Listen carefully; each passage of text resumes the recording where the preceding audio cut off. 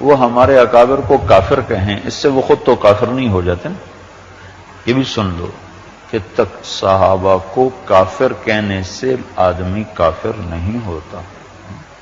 یہ اپنے ہی اکابر کے فتاوی میں نے پڑھا ہے۔ ایک آدمی کہتا ہے سارے صحابہ کافر تھے، اس پر وہ ہمارے اکابر کو کافر کہیں، اس سے وہ خود تو کافر نہیں ہو جاتے نا۔ یہ بھی سن لو کہ تک صحابہ کو کافر کہنے سے آدمی کافر نہیں ہوتا۔ یہ اپنے ہی اکابر کے فتاوی میں نے پڑھا ہے۔ ایک آدمی کہتا ہے سارے صحابہ کافر تھے، اس پر اس کے کفر کا فتویٰ نہیں آئے گا۔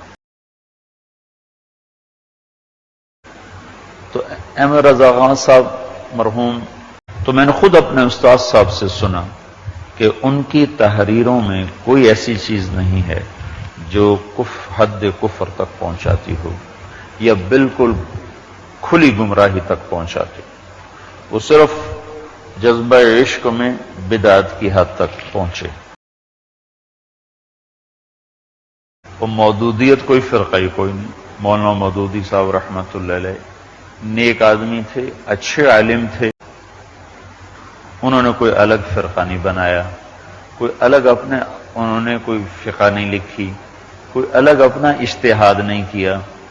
وہ پکے حنفی مسلمان تھے اور حنفی عالم تھے، اور ان کی بڑی خدمات ہیں پڑھے لکھے طبقے کو دین سمجھانے کی، اور ان کی بڑی خدمات ہیں سوشلزم کے خلاف قلم اٹھانے کی، ان کی بڑی خدمات ہیں منکرین حدیث کے خلاف قدم اٹھانے کی۔